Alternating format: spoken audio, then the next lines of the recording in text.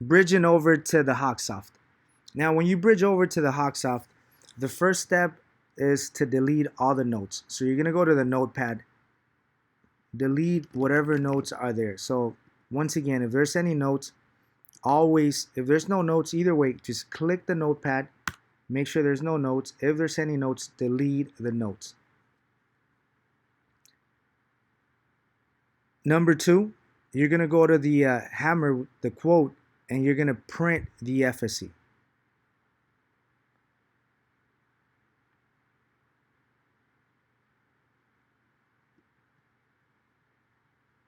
And then you're gonna go to the first page, which is the client information page, and you're gonna make sure to change the status from prospect, as usually under prospect, you're gonna switch it to insured. You're gonna go to the floppy disk, keep original quote date, you're gonna put sold under the quote description, and you're gonna press OK. So you're gonna save the information. Now at this point, you've already confirmed that the FSC is accurate simply because you confirmed it before you bridged over. So after saving the FSC and changing the applicant status from prospect to insured, you're going to go back to the quote selection, company selection, and you're going to go to the bridge. You're going to select the Hawksoft option. You're going to press OK. It's going to ask you for your user initials and password. Now, before you actually log in, let me just add a step.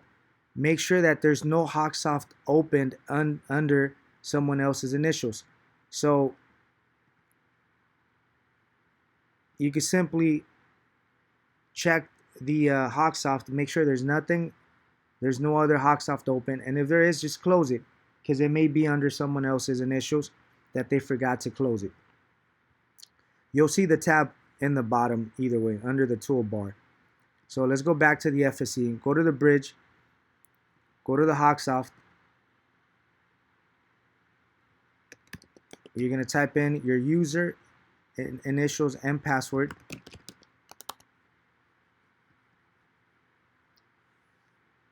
And it's going to open up the Hawksoft importer.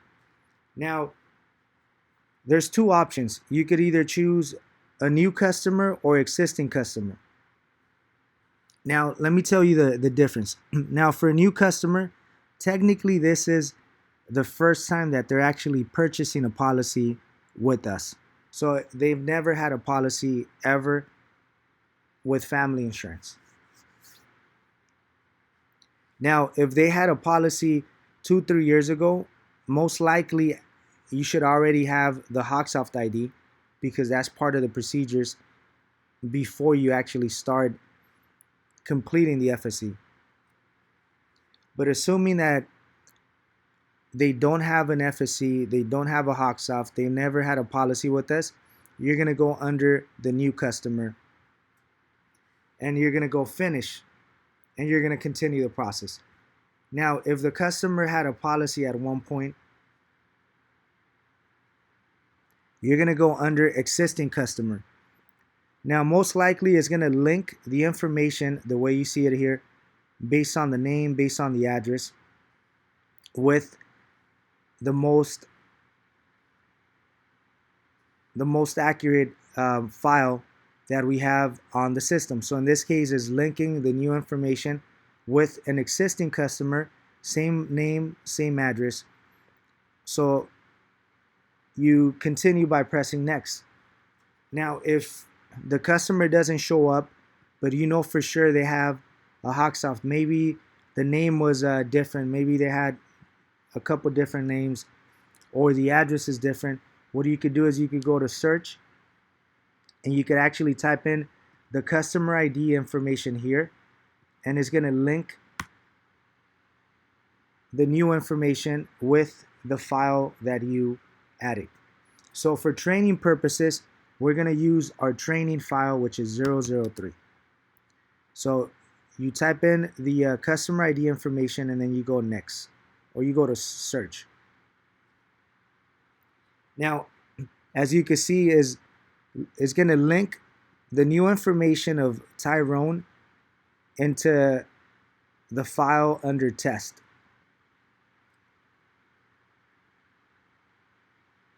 Which is the file that we use for training purposes. So in this case, you're going to continue by pressing next.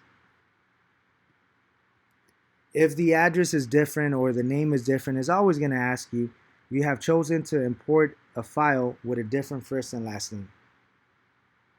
So press OK. So once again, you just got to make sure that if it's an existing customer, that you're choosing the right file, because they're going to link the information under the same Hawksoft ID. So let's press yes.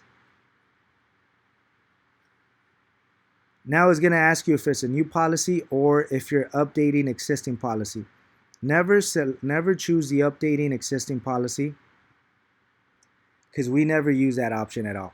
So select a new policy and go finish. If this shows up, just press OK. Always select the print receipt option and continue.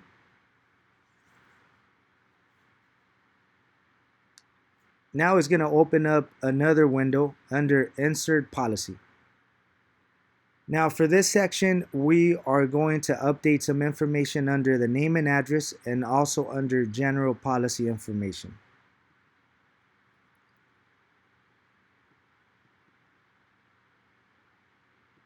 So let's review the first section, which is the name and address information. So there's information that's bridged over from the FSC to the Hawksoft. And in this case, since it's a existing customer, a lot of information may be already filled. So you're just going to need to double check and to change anything that's not accurate. So let's go one at a time. Under client type, always select or leave it under customer. Under customer type, select personal because it's a personal policy. Under status, select active.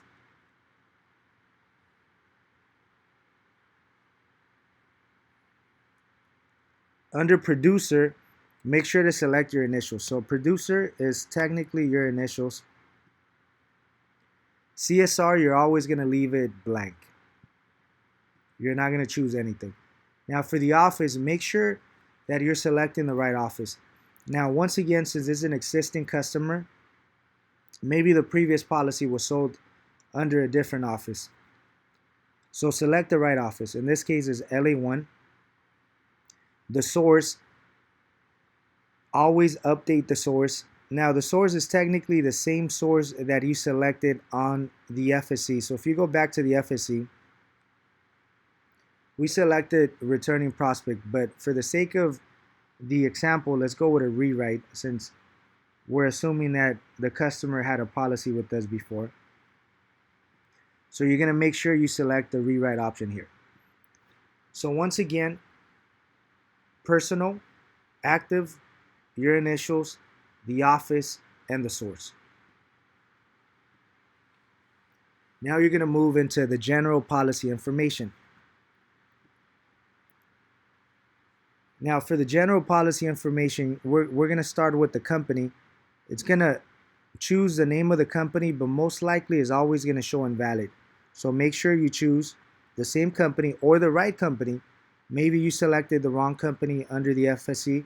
Make sure you select the company that we actually process the application with. So in this case, it's going to be Alliance. Just make sure the invalid word is not next to it.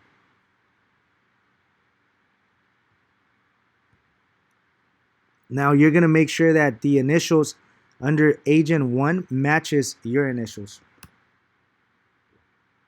So in this case, make sure it matches your initials.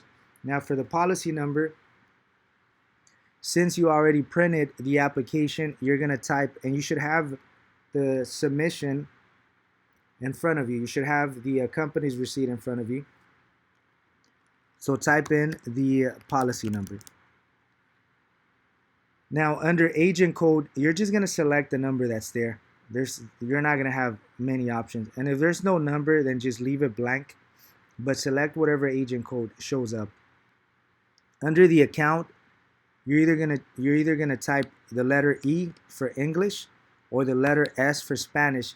Technically, we use that to determine what language we should use if we mail any documents to the customer. Now you're gonna go to the source, and once again you're gonna match the source with the source on the FSC, which if you can see it in the back, it shows rewrite, and also the same source that you selected on the first page, which is rewrite.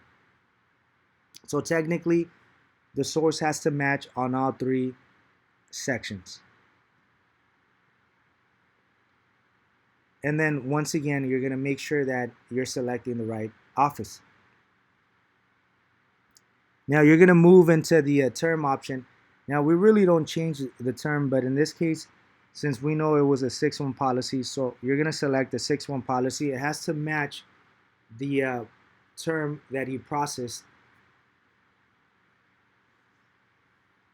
Now under effective date, if the policy was processed today but it's not effective until, let's say, August the 10th, you would actually choose the actual date that the policy is going to start. Now for status, just in case if it shows new, you could always select active.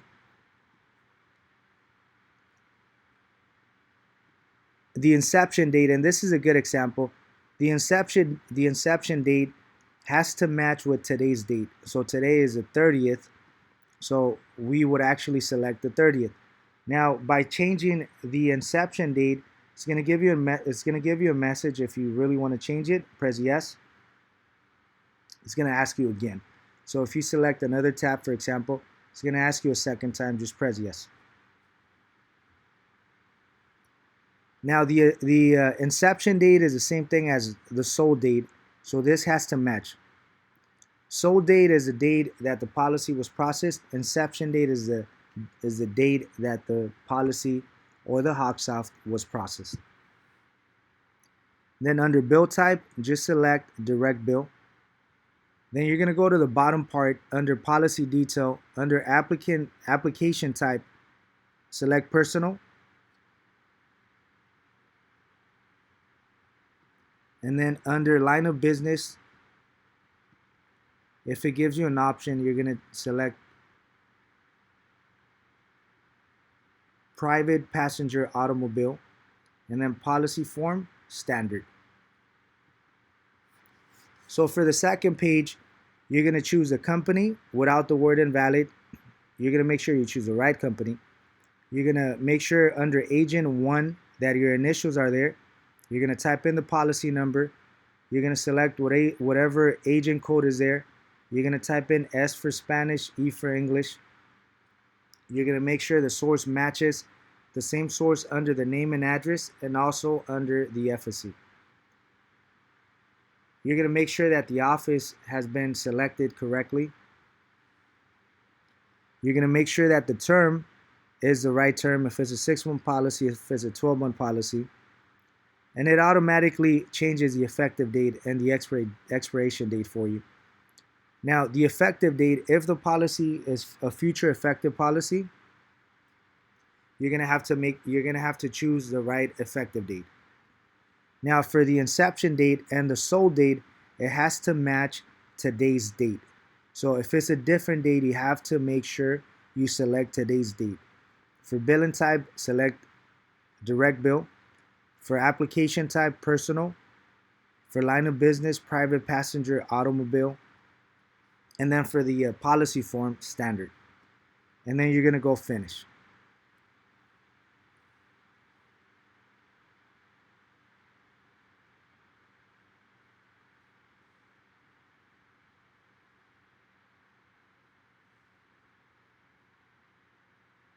Now it's going to take you to the payment receipt option.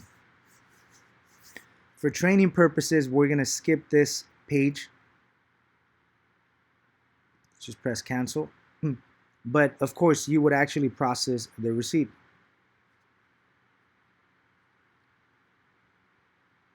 And then if this shows up, just press OK.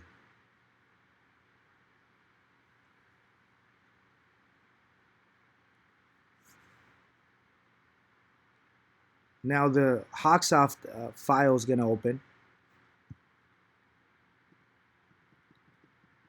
This is the training Hawksoft, so there's a lot of flags.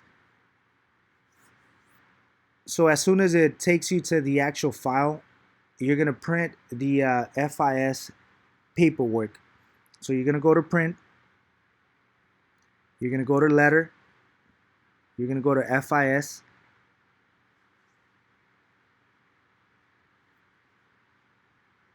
Microsoft is going to open up and it's going to have a few questions. Now, for the first question, first name driver number 3, just press OK. You're going to ignore the first one. You're going to ignore the second one.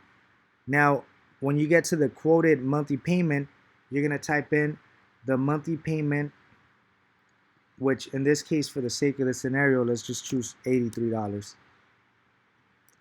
And then for the next one, you're going to also choose the due date of the next monthly payment. Now, for the majority of the companies, there's always a 30-day cycle. So in this case, you're always going to choose 2 days prior to the 30-day cycle. So if today's the 30th, we're going to select 8/28/2019. And then you're going to press OK.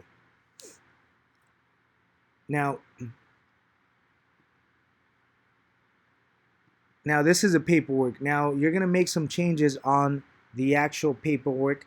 So the first change is going to be to update the broker fee amount.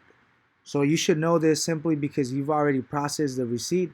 So you should have a copy of the receipt in front of you. So let's just assume for the sake of the scenario that the broker's fee was $120. Now you're always going to add an additional $10 just in case there's some miscalculations. The total amount on the broker agreement is a little bit higher than the actual amount processed.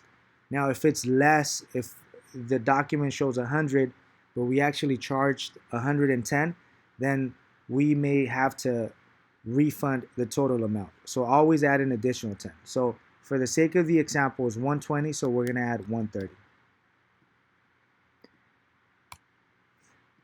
You got to make sure everything matches 130, and then you're going to scroll down. So on the first page, you're technically only adding the broker fee amount plus $10. And you're going to scroll down. Now, for uninsured motorist, you're going to have to go to the disclosure form, and you're going to have to add some / and delete a 0. So look at it. This is the way it shows up all the time. 15/303 .50. So first of all, it's 15, 30 / and then we delete the 0.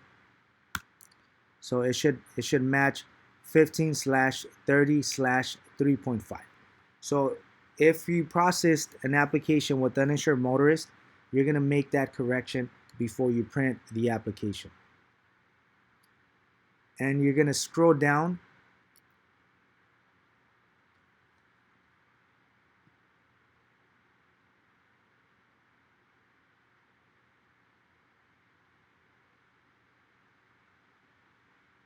Now there's a few computers that the setting, oh, there you go. So on page 5, it adds the date on a separate page. So you're just gonna have to delete it because you don't need that page. Technically, that date is part of the previous page. So you're gonna delete the date so you can remove that page, and then you're ready to print the application.